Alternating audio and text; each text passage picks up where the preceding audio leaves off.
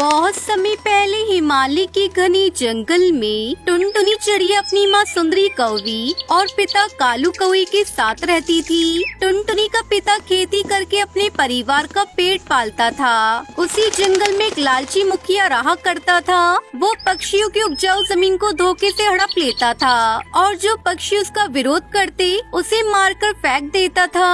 एक दिन कालू अपने खेत में काम कर रहा था, तभी मुखिया हरिया तोता अपने कुछ गुंडों के साथ वहाँ पहुँचता है।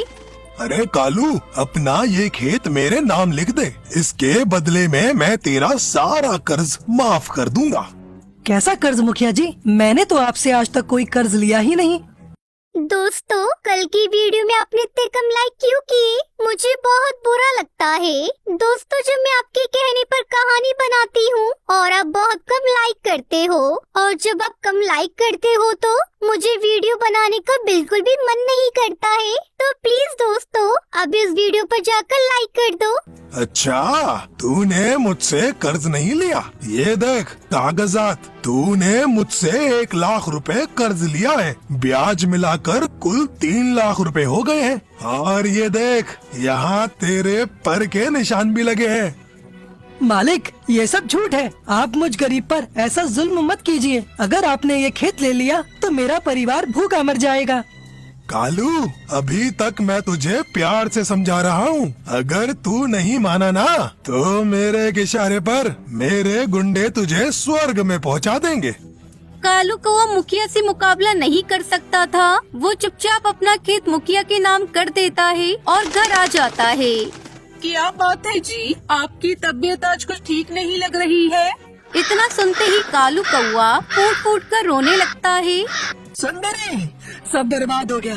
हमारे खेत पर मुखिया ने कब्जा कर लिया। वो तो कहता है मैंने उससे कर्ज लिया है, लेकिन मैं टुनटुनी की कसम खाकर कहता हूँ मैंने मुखिया से कोई कर्ज नहीं लिया। पिताजी, आप मेरे साथ मुखिया के घर चलिए। मैं उससे अपना खेत लेकर वापस आऊंगी। टुनटुनी चिड़िया अपने पिता के साथ मुखिया के घर जाती है। दुष्ट मुखिया, तूने मेरे पिता के खेत को क्यों हड़प लिया? जल्दी से उसे वापस कर दे, वरना तेरे लिए अच्छा नहीं होगा। अरे बाप रे, तेरी बेटी तो बहुत सुंदर है रे कालू। गुस्से में और खूबसूरत लगती है। ऐसा कर, तू इससे मेरी शादी कर दे। मैं तेरा खेत वापस कर दूंगा।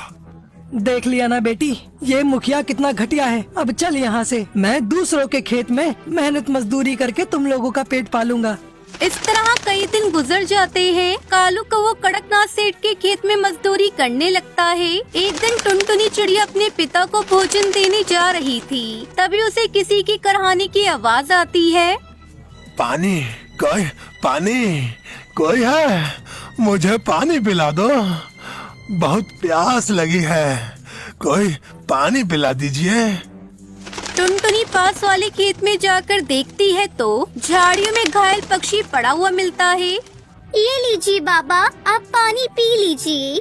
टुनटुनी चिड़िया उस घायल पक्षी को पानी पिलाती है। बेटा, एक जंगली जानवर ने मुझ पर हमला कर दिया। बड़ी मुश्किल से मैंने अपने प्राण बचाए हैं। यहाँ से कुछ ही दूरी पर मेरा घर है। तू मेरे घर तक मुझे पहुँचा दे। टुनटुनी चिड़िया उस घायल पक्षी को उसके घर तक पहुंचा देती है। थोड़ी देर बाद वो पक्षी टुनटुनी को लाकर एक पोटली देता है और उससे कहता है, बेटा, तूने मेरी जान बचाई है। ये ले, ये तेरा इनाम है। इसमें मटर के जादुई बीज हैं। तू इसे ले जाकर अपने खेत में या आंगन में बिखेर देना।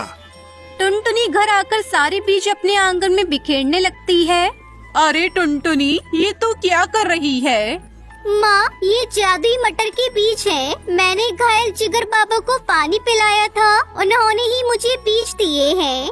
कुछ ही दिनों में टुनटुनी के आंगन में छोटे छोटे पौधे उगाते हैं और उस पर हरे हरे मटर लग जाते हैं। पौधों पर लगी मटर को देखकर पूरा परिवार खुश हो जाता है और उन मटर को बेचकर कालू कौवे की आर्थिक स्थिति ठीक हो जाती है। फिर सभी खुशी खुशी रहने लगते हैं।